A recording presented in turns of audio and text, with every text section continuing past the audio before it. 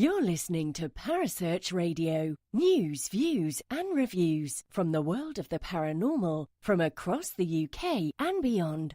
Find us on Facebook, Twitter and the World Wide Web. The views and opinions expressed by presenters and guests are their own and do not necessarily reflect the official policy or position of Parasearch Radio or their affiliates and sponsors. Listener discretion is advised.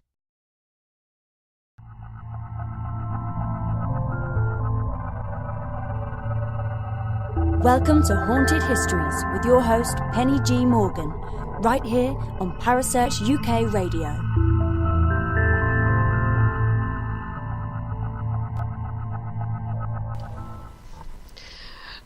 Oh, it's going to be one of those days, isn't it? I'm so sorry for being 5 minutes late. I just went to put the show out and the whole system just crashed on me, so I had to very, very quickly reset it all.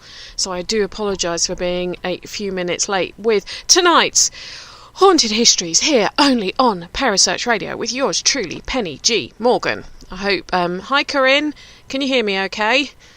Just want to check, seeing as there's obviously gremlins in the system. It must be Easter holidays, it's getting tired or something.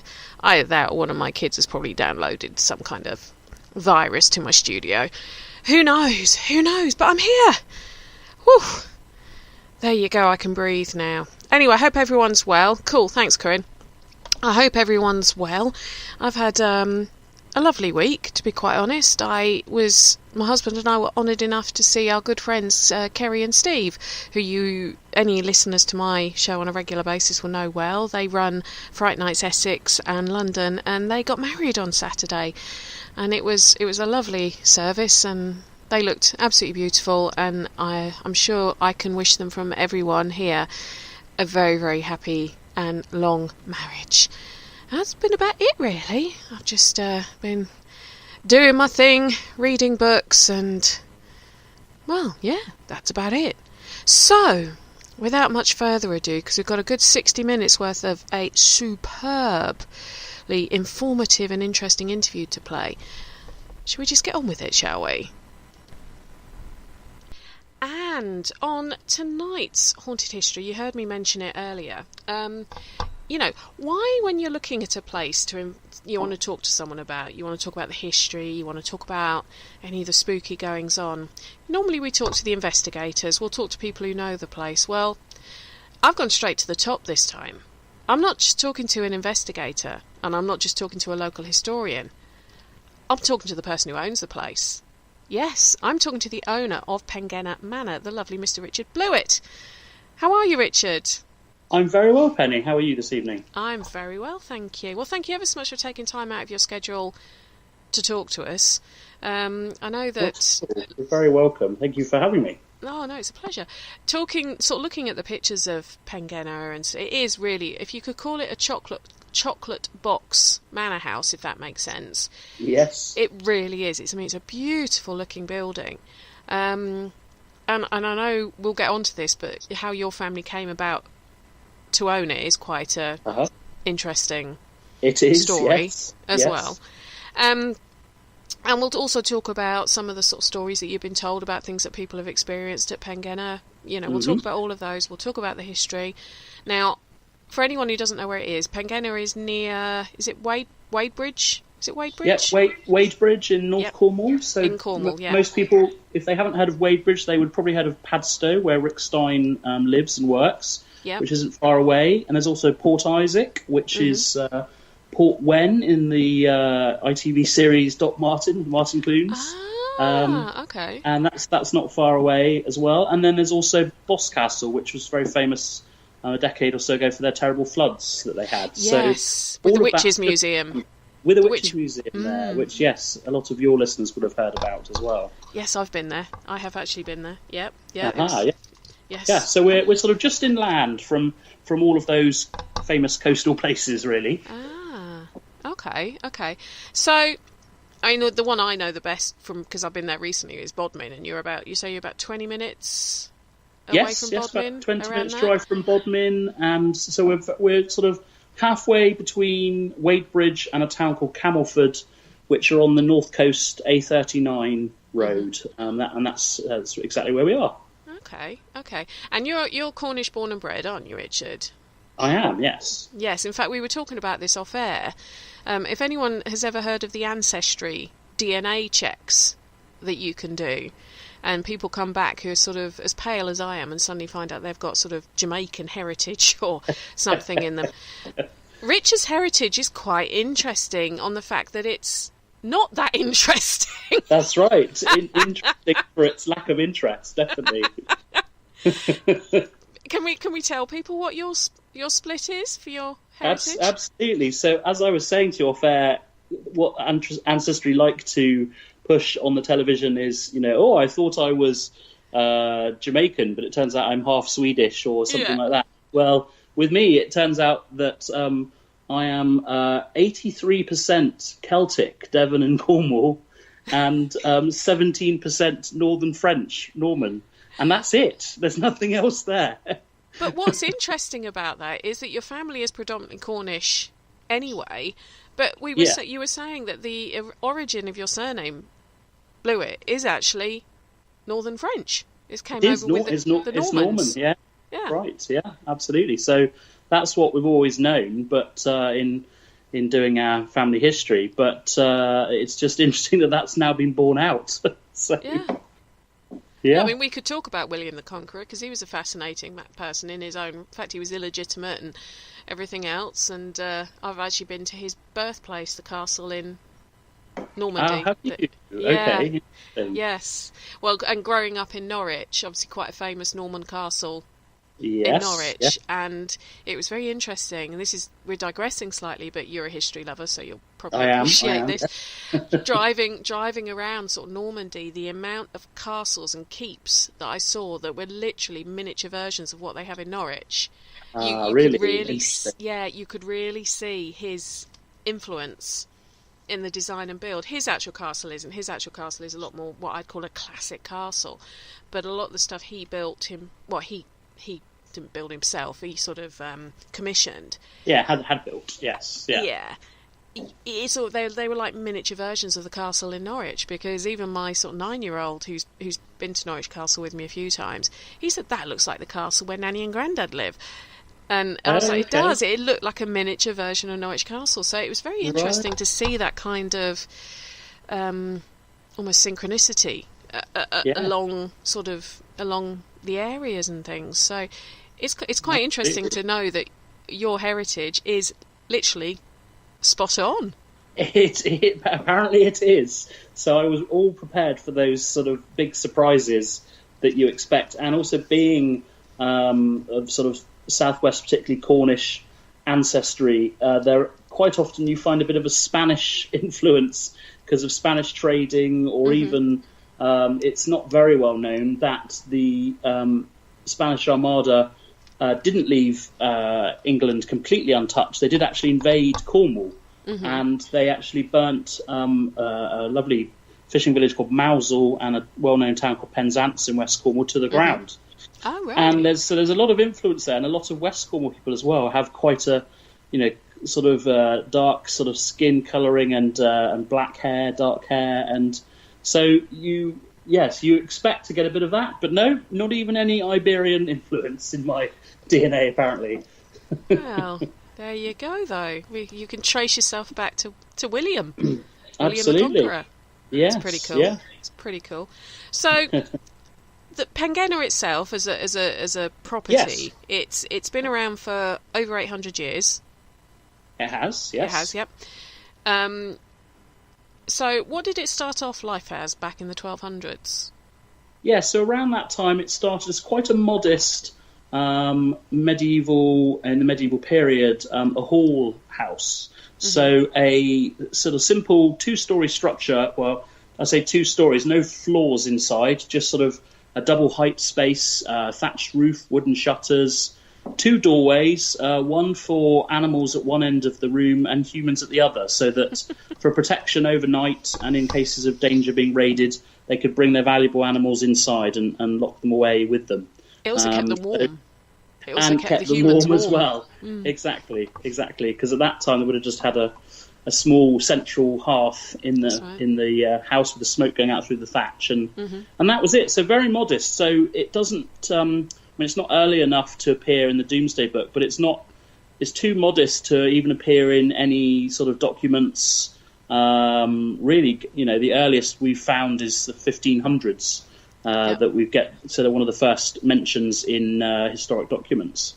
Because it was during the Elizabethan time that it had its first real sort of extensions and made a bit grander, wasn't it? Very, very big extensions. So the during the early Tudor period, Henry VIII, that big double height space was divided up with a floor above, so that the family could sleep upstairs, and probably an external staircase as well. And then that was the house. And then about 40, 50 years later, during late Elizabethan period, they actually built, if you can call it an extension, a 15-room, 3-storey extension onto that one up, one down house.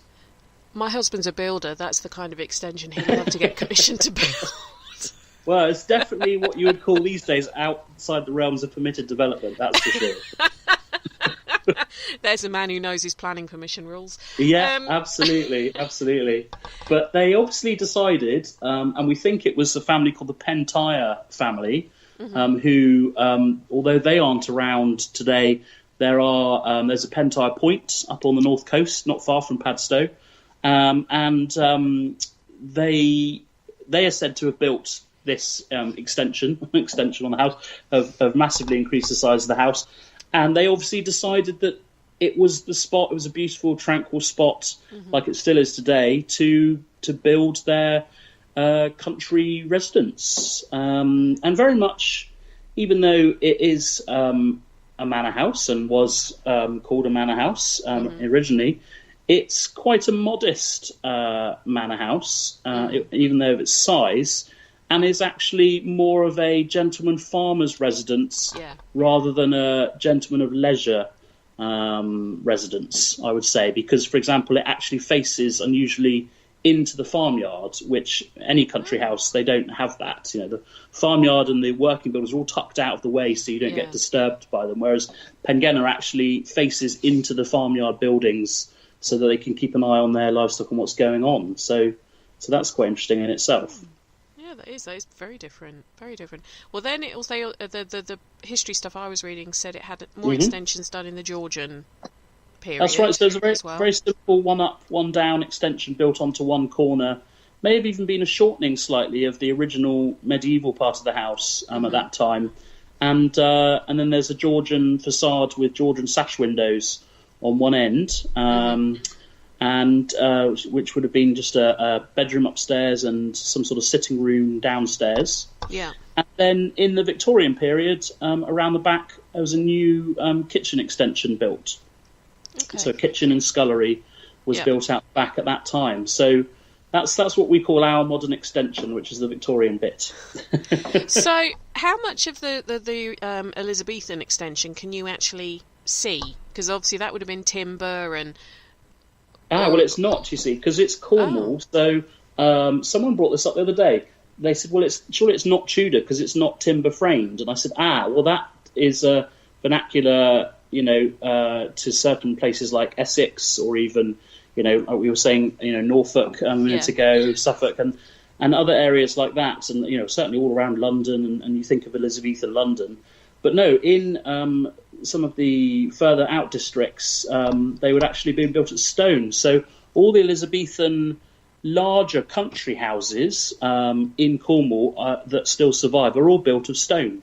And they're Cornish all built granite. Granite, is it? Cornish granite, yes. So a mixture. So ours is a mixture of Cornish rubble stone, which actually comes from a quarry on the farm that we still use to this day. Wow. And then they imported cut dressed granite for the window surrounds and door frames and for the floors from Bodmin Moor, so about 10 miles away.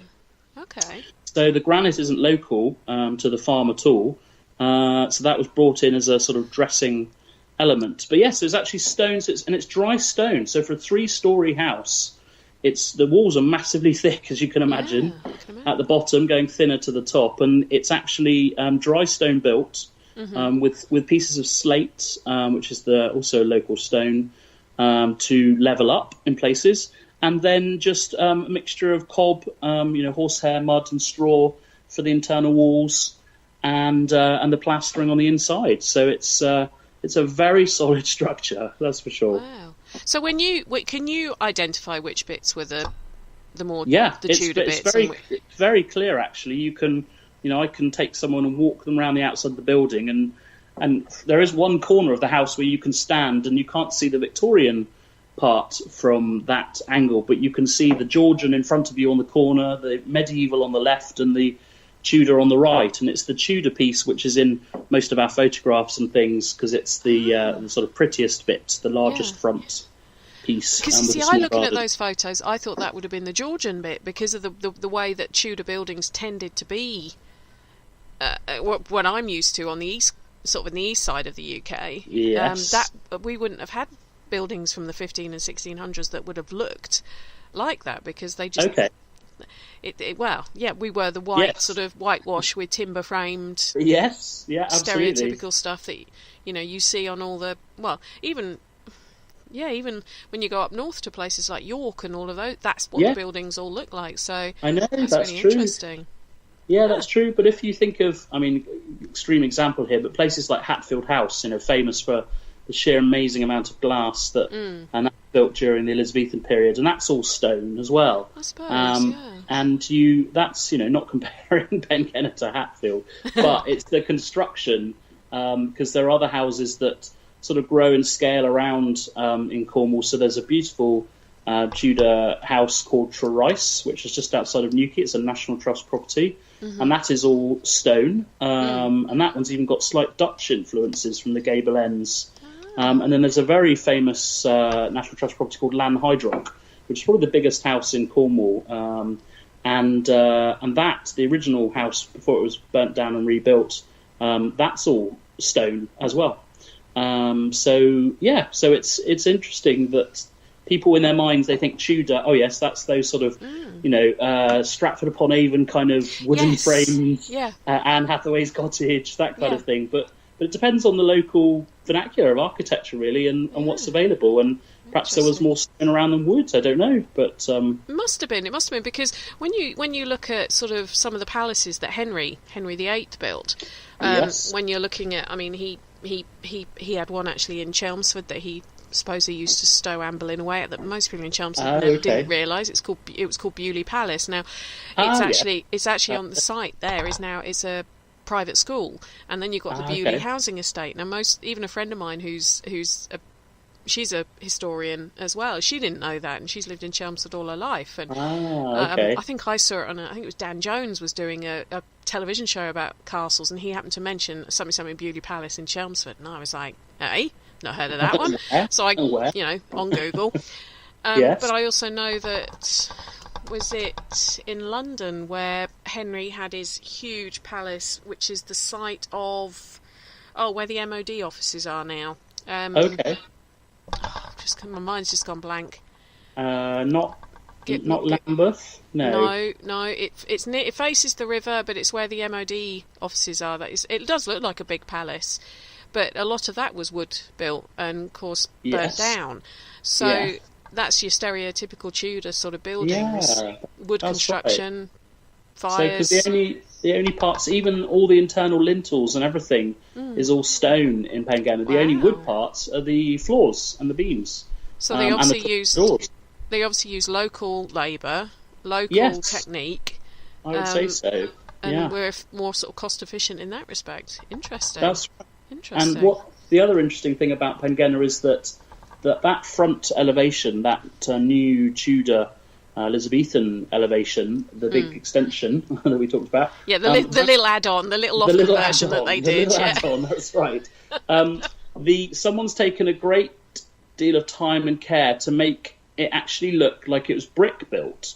So they've cut and dressed all the local stone from the quarry into the same sized blocks to give the effect of brick on the front.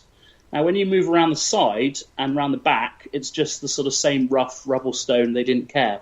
But the front, where people were going to see it and arrive, it's actually all cut to look like bricks and laid like bricks, but it's actually stone. So that's quite unusual as well. Wow. Next time I come to Cornwall, I'll give you a bell and I'll come and have a look at it. Or you might see a strange blonde woman from Essex just standing there staring at the house. I can't. That happens. I'm used to that. Or strange Essex women come and stare at the house. That's right. Yeah. Well, what I also found was yourself mentioned in a newspaper article from the 26th of March 2014 about the maintenance work that you were doing on the property to get it ready to start using for sort of weddings and everything. That's right. And they also mentioned that you've got one of the oldest plasterwork friezes in the country of Adam and Eve. When does that date Cornwall, back to? I think. It's in Cornwall, sorry. When does that date back to? Yeah, you'd say in Cornwall. I'd love it to be in the country, but I don't think it is. Oh, okay. But yes, it's in the original Great Hall, which was when you come in the front door and turn to the right. That's now actually a split up by my great-grandparents to create a downstairs bathroom, or the first bathroom in the house, and a storage room and a storage cupboard.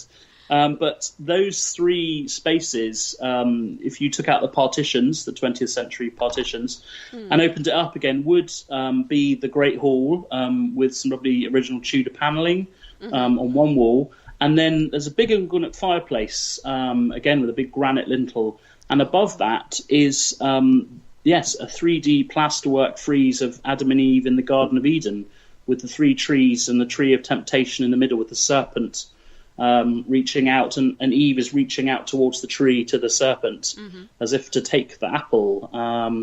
And that's where the logo for my business now, for the current business, the events and the weddings we do there, that's where that comes from. That's the tree, is from the plasterwork. Oh, so does that date back to the 1500s then, that frieze? It does, yes, it does, yeah. Wow. So it's quite early, and it's the same sort of age as...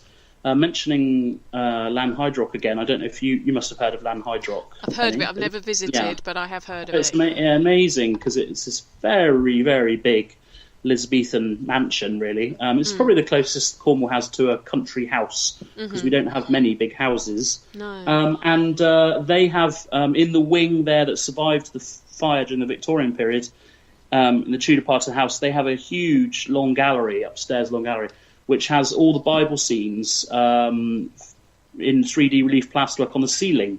Wow. And it's possible that they were by the same craftsperson, same artist, because there is also another Tudor house near us, which is more of a gentleman country residence, and they also have the same sort of plasterwork.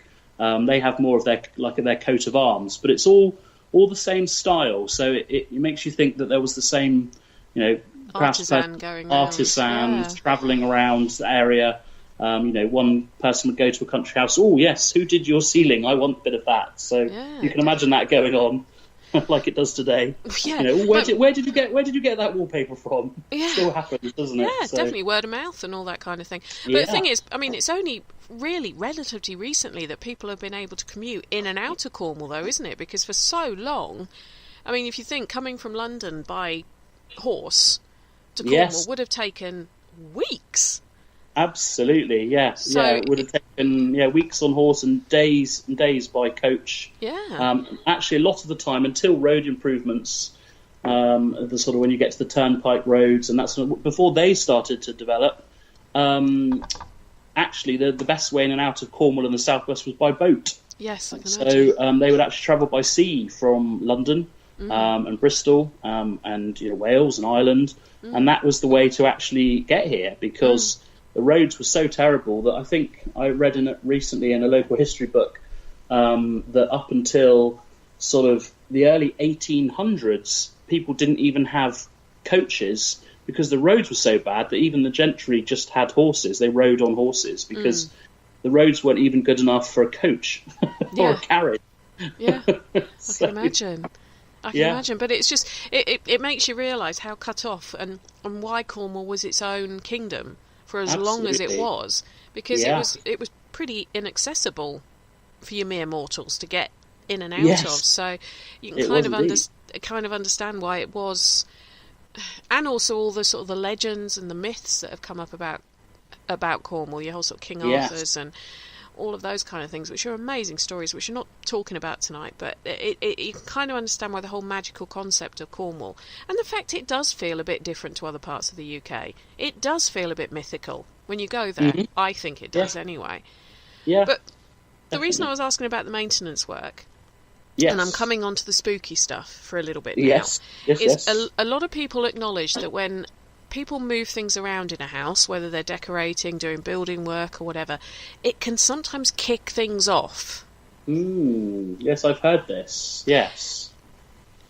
Did you experience that when the maintenance work was being done, when you were getting the house sort of, redesigning it for its next use? Not that I noticed, but it's an interesting thing. It's people who come from outside who notice things about Pengenna or have experiences, because it's almost as if, growing up there, and I'm now the 6th generation of my family to live there and to call it home, and it's almost as if I have a theory that over that time you kind of become immune to what's going on around you. So you hear something, you hear a noise and you think, oh, that's just the house, or you hear a banging and you think, oh, that's just the pipes in the wall, or so I think you don't realise what's happening around you when you really feel part of that building. I mean, I wasn't born there, but I was there from maybe 2 days old after coming back from the local hospital, and other members of my family, an uncle of mine, for example, and a second cousin, they were born there. Wow. And so we're all very much part of the building, and the building is part of us. So it's the people who come in then, who come and visit and come and stay, who will then say, oh, I heard this noise, or there was a light switch that went on or came off, or there's a feeling in here. But most people will say when they arrive that the feeling they get, even though it's quite strong, is quite welcoming and quite warming, and a place of a very old home like that, family home, not just my family but other families before, I think picks up over time the sort of, what's happening in the house. And I think it's quite different. I was talking with an investigator called Richard Estep, who visited the other day, who's some of your listeners. Well, I know Richard. That's who I was investigating Bodmin Jail with that weekend. He's a good friend of mine. Yeah. Yes, so some of your listeners may have heard of Richard. He's a well-known English, but lives in America, novelist. He was visiting for the weekend with me, with a group, and he said that his theory, which is I think I agree with, is that places like Bodmin Jail, for example, which is a place of built as a place of suffering and pain, and lots of people were hung there and executed there, is bound to pick up on that. Whereas a place that's only ever really, apart from some tragedy, seen love and been a loved family home, picks up a different feeling. So it's a whole different kind of mixture of sort of energy that you get. Yeah, no, I'd agree with that. I'd agree with that. I mean, Bodmin does have a vibe. Yes. Yeah, it does definitely have a vibe. Although not that many people were actually executed at Bodmin, believe it or not. Oh, okay. There's only 4, I believe, actually executed on the site. 4? Oh, really? The rest of them were taken off more into the centre of Bodmin. So they would have gone through the fear of hearing the carriage, or the cart rather, come in to get them. And this was Kirsten, who does the history and stuff. Yeah, I didn't. I mean, there was a lot of people who were held in death row there, ready to be executed. But no, there was 2 executed literally out of one of the upper doorways.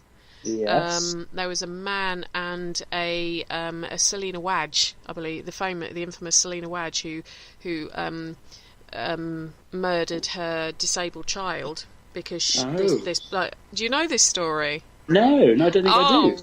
Richard, you need to get over to Bodmin. You need to go and talk to Kirsten at Bodmin. No, Selina was in the 1800s. She'd been fighting not to go into the workhouse. She had 2 illegitimate children. One of them was a young child, I think he's about 2 or 3, was disabled. Obviously back then the only thing a woman could really do is get married, because illegitimate children, all that stuff. She supposedly met someone who said he'd marry her, but he wasn't prepared to take on the disabled child. He'd take on the able-bodied boy, who was about 6 or 7. I might be getting the ages wrong, but he'd take on the able-bodied child, but not the disabled one. And so she thought the best way to save her was to sacrifice the disabled child to save her other child, basically. So, and she I believe she strangled him and threw him down a well, or something like that. Anyway, she ended up being caught for it, or she turned herself in. I can't remember now the details, but she was death sentence. But the guy who she'd reportedly met, he denied ever knowing her. He denied writing to her, even though the letters were produced. He denied all of it. He was believed. The judge still sort of said to the jury, asked for sympathy for her and not to give her the death sentence, because she still had a child, and she had done it almost in a way for the right reasons. But the judge was like, I have to give her the death sentence. So she was hung out of, actually it's like a doorway at Bodmin. It's she's very famous. She's very well known. The other chap who was hung out of that doorway, he killed his illegitimate baby. He was scum. Quite pleased that he read about he hung. Yes, he got his nanny, his kid's nanny, pregnant, and when she had a baby, he said he'd deal with it and get it adopted, and killed it instead. And there was 2 others who were hung in where the hanging pit actually is at Bodmin. Was that the Lightfoot brothers who were the other ones who were? No, they were actually incarcerated at Bodmin, but they weren't actually hung at Bodmin. Jail. They were hung outside the jail gates. I can't think where the place was, but it's like a hill in Bodmin. It's quite near the courthouse.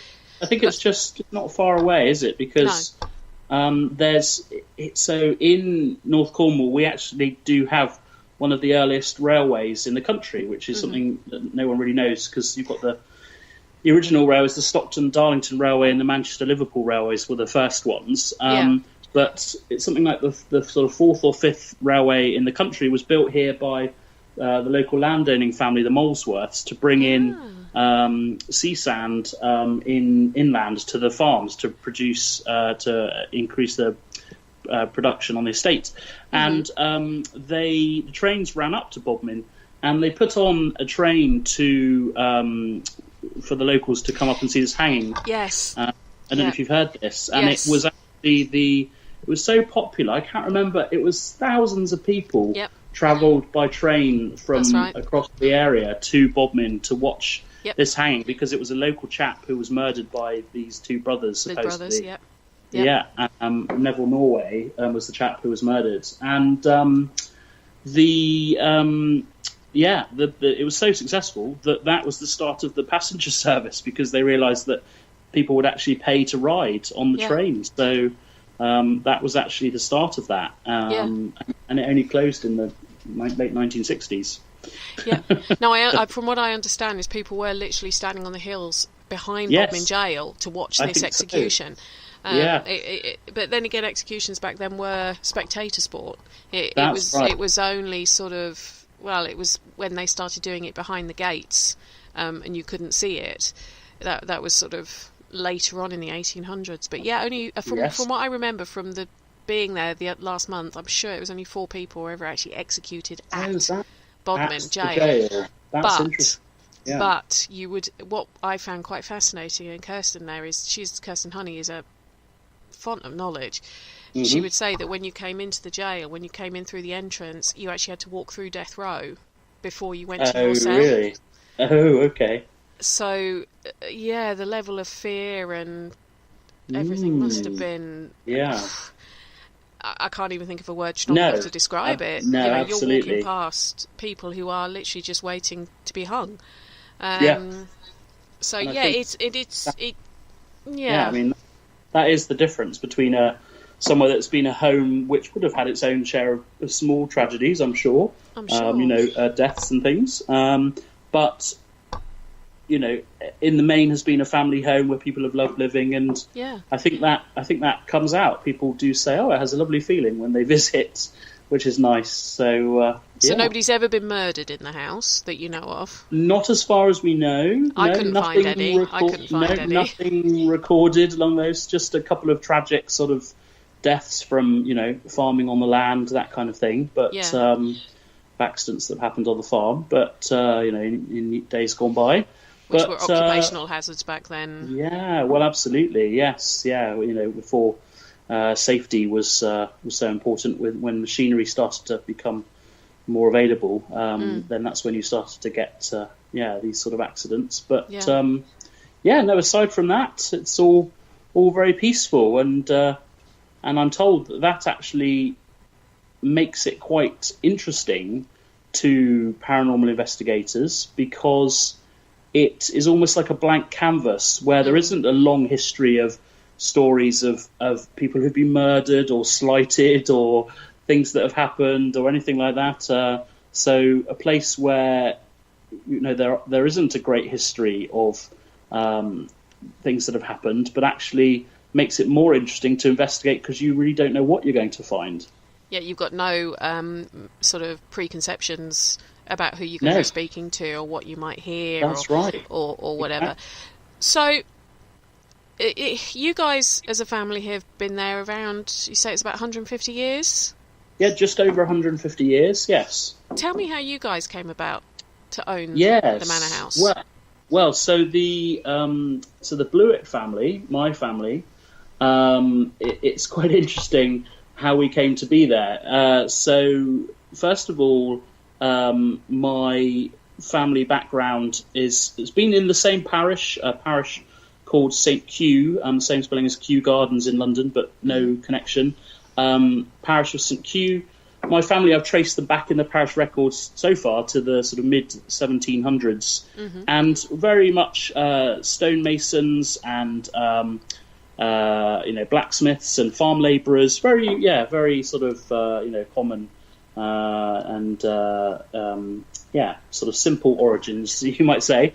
But my great grandfather, Thomas Blewett, he was the third son, and his father and brothers were stonemasons, so he wasn't going to be able to go into that business because there was no more room for him in that family business. So he went off to become a farm labourer, which was one of the next sort of jobs I guess you could do at that time. So we're talking sort of at that point, we're talking like the 1840s, 1850s. And so he travelled about the county, and every 10 years you find him in the census in different parts of the parish, in the same parish, travelling about. Every 10 years he's in a different location working for somebody else. And then in 1867 he's listed as working at Pengenna. And he was working there for the tenants at the time, who were the Hockin family, Hocken, William Hockin and his wife and children. And my great-great-grandfather, Thomas Blewett, was working there, and he actually caught the eye of one of their daughters. Right. And they fell in love. And she was called Anne Hockin, and William was her father. And she actually had an older brother who was also called William Hockin. Now, the story goes, it's interesting because this was a story not passed down in my family, but passed down in the Hockin family, and we still know members of the Hockin family who live nearby today. And they say that young William was really no good at all. He was lazy. He was apparently a bit of a gambler, a bit of a drinker. And we actually have a photo of them stood outside the front door of Pengenna in 1875. Wow. And he looks very much the sort of exactly as described. He's leaning against the front door. The rest of the family are all stood up straight, posing for the camera in there, and he's just sort of leaning, gets from a bowler hat slightly tipped forwards, looking very casual. So apparently William Sr. wasn't very impressed with him at all, and could spot in my great-great-grandfather, Thomas Blewett, that he was a very hard-working young man and had, him and his daughter, they'd certainly fallen for each other. So the story passed down in the Hockin family is that one night over dinner, William Sr. said to my great-grandfather, obviously there for dinner, I guess, one evening, he said, right, my boy, are your intentions to my daughter truly honourable? And my great-grandfather said, yes, sir, of course they are. He said, right. He said, well, in that case, you can inherit the tenancy of the farm, and I'm disinheriting my son. Whoa! That's how it went, apparently. So my great-great-grandfather Thomas married one of their daughters, Anne, and they took over the running of the farm. So when you look at, I think it's possibly the 1891 census, William Sr. is still there living, but he's marked down as a farm labourer. And my, or was it 1881 census? And my great-great-grandfather Thomas is listed as a lodger, but he is a farmer of a certain number of acres employing a certain number of men. So he'd actually switched around, and although he wasn't married at that time to my great-great-grandmother, he'd obviously already taken over the farm, and they were making plans for him to take over the tenancy, because at that time we rented from the Molesworth family, who are still around today, and they have a big estate called Pencarrow near Bodmin, and they are now the Molesworth St Albans, related cousins to the St Albans of St Michael's Mount in West Cornwall. And they were the landlords at the time.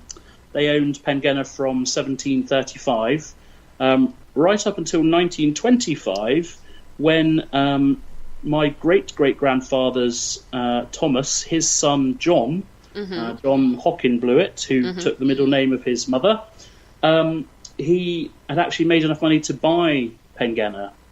So in 1925, he bought Pengenna from the Molesworth St Albans, and then we've been the owners ever since. So then it passed down to his son, my grandfather, Thomas, known as Roy. That would be why I couldn't find him then, if his real name was Thomas, when I was looking at his birth records. When you were looking in the... so he was Thomas Roy. That would explain it. And known as Roy. So he was T.R. Blewett, and you see I'm T.R. Blewett, because although I'm Richard, my first name's actually Thomas. So it continues. And my father, Gerald, is Gerald Thomas Blewett. So Thomas sort of skipped around a bit from first to middle. So if I have a son, then his middle name will need to be Thomas to continue that tradition. So although I'm the fifth generation of Blewetts to be at Pengenna, from Thomas to John to Roy to Gerald to me, because we married into the Hockin family, we're actually the sixth generation of the, in the family, so to speak, to be there. But yeah, so we were Hockins for 1/2 generations, and then for the rest of them we've been there as Blewetts. So that's how we came to be there, because you were saying, Penny, off air when we spoke earlier, that you'd had trouble finding anything about my family, and that's because they're from very humble origins, so you wouldn't have found anything about them until... Well, I think I did find Thomas. I did find a Thomas, because I did find a Thomas Blewett who was a blacksmith, and I thought, can't be the right one, and he had a J.H. Blewett as a son. So I thought, it can't be the same one. But that would explain it. Okay. But that's interesting when you see those names going down the lineage, because my sons are a William and a Thomas, believe it or not. Okay. And I didn't choose William for any particular... There was a reason, but it wasn't to do with family lineage or anything like that. But it was only when I started to look at our family tree. We've got a lot of Williams in it was on my dad's side. So it is interesting that names do have a tendency to follow on through. But talking about the members of your family, I did find some interesting newspaper articles. Now, you're saying that John J.H. Blewett was a very good businessman. He made the money to enable him to buy the manor. He also got himself into a little bit of swine-related trouble, didn't he? Apparently so, yes. Apparently so. So Yes. Well, we carry on. Do you want to tell the story, or shall I? No, you carry on. Okay. You've read it more recently than me. Okay. Well, I'm not going to go into too much detail, but apparently they were his. I can't think what you'd call it. Not a farm foreman, but a farmhand was loading his pigs onto a train, and they got told off. They'd overloaded the pigs, and this was back in July 1937, and from what I remember from the articles I was reading, he didn't actually appear in court, but someone pled guilty on his behalf that he'd overloaded these pigs and caused undue distress to the animals, and had to be fined for trying to put too many pigs into one carriage to ship. That's somewhere. Right, yes. And what's interesting is that apparently this was to do with some sort of pre-falling out there with the station master at Weybridge Station, where they were loading the pigs. And apparently there had been some sort of disagreement previously, and it seems like it was almost a bit of a stitch-up, because he was told to do one thing and then got into trouble for doing that. So I'm not quite sure what the truth is there about that one, but that's certainly what I've heard. When I mentioned it to a couple of the older family members, they said, "Oh, that was because he'd fallen out with the station master about something else beforehand and didn't like him, and they didn't like each other, and this sort of thing." So it'd be interesting to know. We don't think we ever will, but it would have been interesting to know the truth there. You do realise if it had happened now, he'd probably end up on Jeremy Kyle. Well, I don't know. Yes, possibly Jeremy Kyle or one of those sort of dispatches documentaries, maybe, perhaps. Something like that, maybe. The lie detector test says. That's right, exactly. But there was a very gallant story regarding Roy, or T.R. Blewett, my grandfather, who was your grandfather, who was John's son. Yes. And this was actually in relation to something that's very synonymous with the Cornish area, although, as I was saying to you off air, I never realised the breadth of the mining operation, because to me the mining in Cornwall I've always associated with tin mining. And possibly copper, but primarily tin. But it's really non-ferrous metals as a whole. And how far from your front door is the former mine shaft that's at Watergate? I would say it is probably, I would say maybe a quarter of a mile. Right. Less than that, perhaps, yes. Quarter Because of a mile or less. On your estate, you've got some converted cottages that are known as the Watergate cottages, aren't they? And these were former miners. Yes, there's one house now, but it's just on the edge of the estate there, and it's it was mine workers' cottages. We believe that it was built for the mine that operated from. There was a mine entrance right next to the end of our driveway, and and a series of shafts reach up over the hill above the farm, and there were three, I believe. Two of them are filled in, and one is still there but fenced off to this day. And it was this one that the owner of Watergate, that his dog went off, perhaps when they were having a walk, and ran off and actually fell down this mine shaft. Yeah. It was a terrier, from what I was reading in the article. So it probably scented something, right. And terriers being terriers probably ran off. Chased a rabbit, maybe. There's lots of rabbits on that hillside still to this day. But it was your granddad, Roy, who offered to go down 90 foot down that mine shaft. He did, absolutely. To rescue the dog. Yeah, he got some rope from the farm and a plank of wood, and made sort of a makeshift sort of pulley seat system. And the other farm workers at the top, roped it off and lowered him down. And he went right down the mine shaft to rescue the dog, because I guess they could hear it. Yeah, apparently they could. They could hear it and quite panic. The owner's name of the dog was a Mr. Boyd. That's right. Yes, yes. So he volunteered to go down, and they've only been in his early teens when he did it, and he or early to late teens, I would say, and and he went down and then rescued the dog and brought it up. And it was, I think the headline in the newspaper is titled "A Plucky Rescue." Is that right? Is that what you found? Well, I saw it in a couple of different ones. That wasn't the headline in the one I saw, but okay. I would say with that, a plucky rescue, because a plucky very rescue. Brave. And did you ever know your granddad then? Did you know him? I didn't, sadly. No, he passed away 2 years before I was born. But what's interesting is that I. After I'd found that story that you found in the British Online newspaper archive, I was clearing out a drawer when we were doing some of the work at Pengenna, and I found an old cigarette case which was engraved from Mr. Boyd to my grandfather, and it says on it, "In grateful thanks for a plucky rescue." Wow.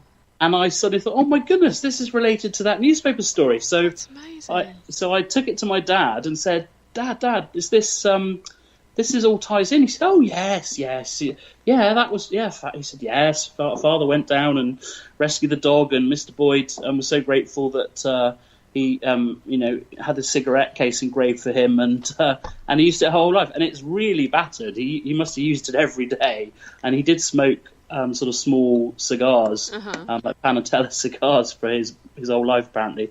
We've even got a photo of him doing so.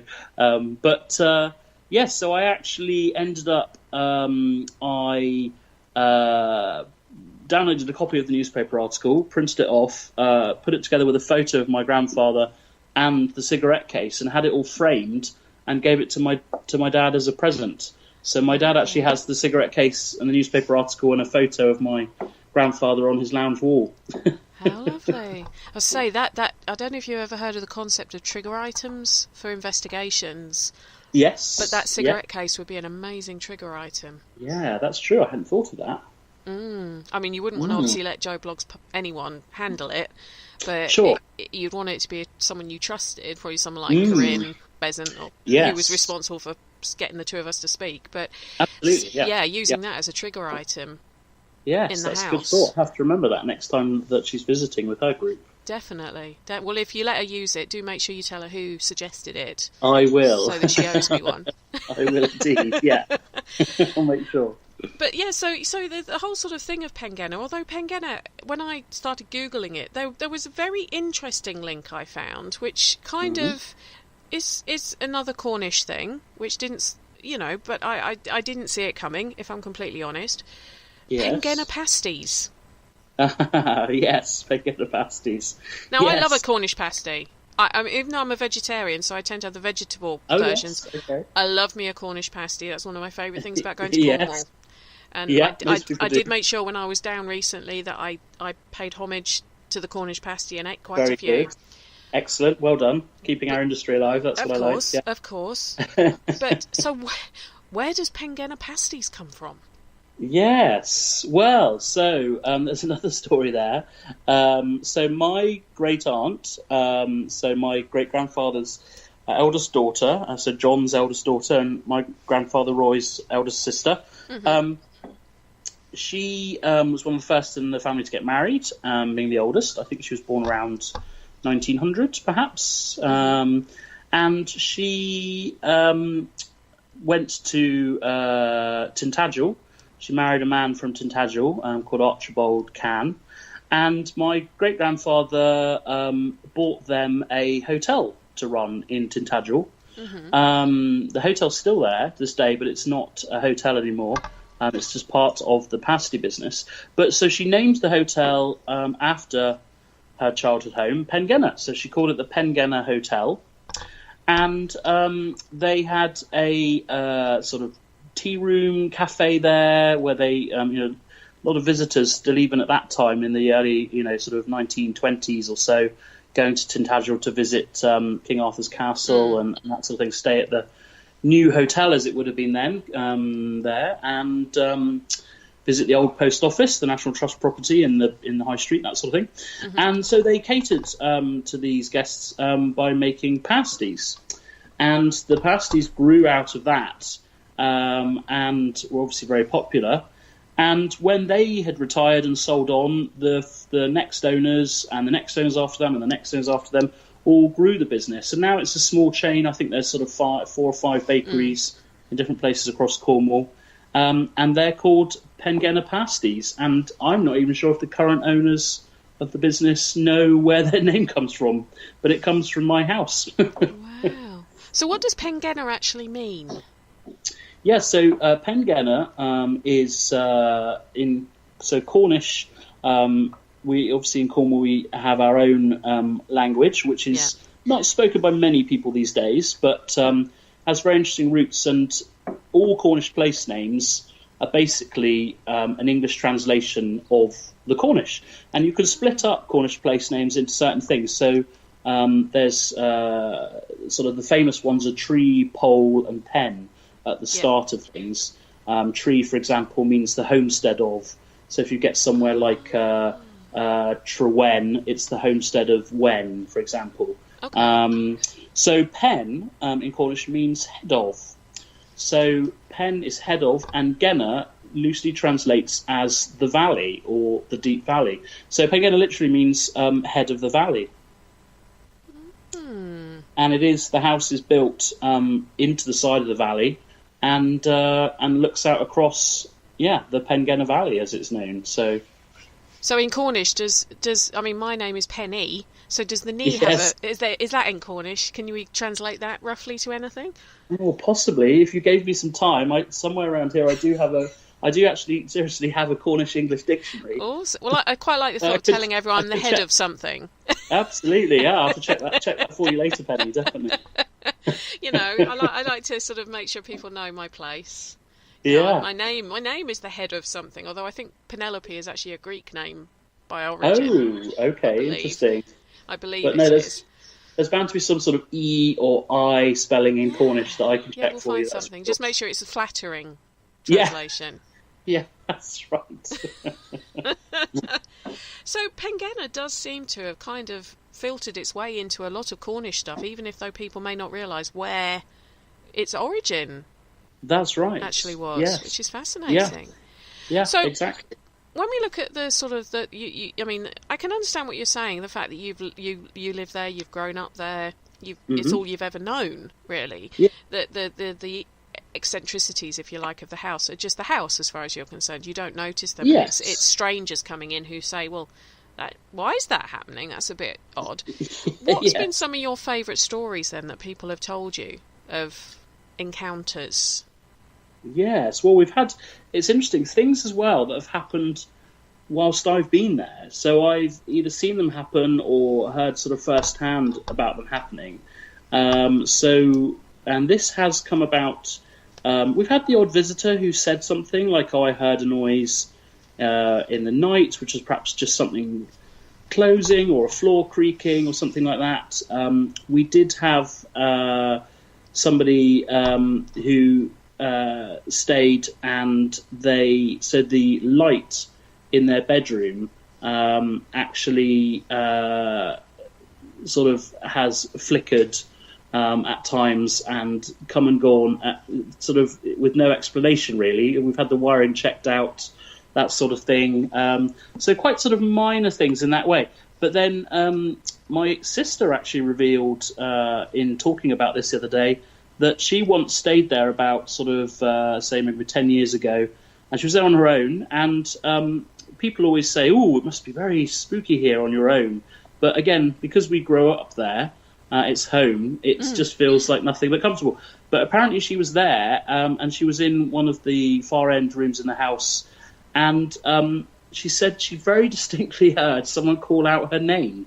And she sort of, hello, she answered, hello, who's there? And there was no answer. And she searched the house, and there was nobody there.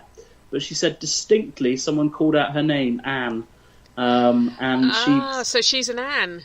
She's an Anne. She's named after our great aunt, Anne, who started the hotel.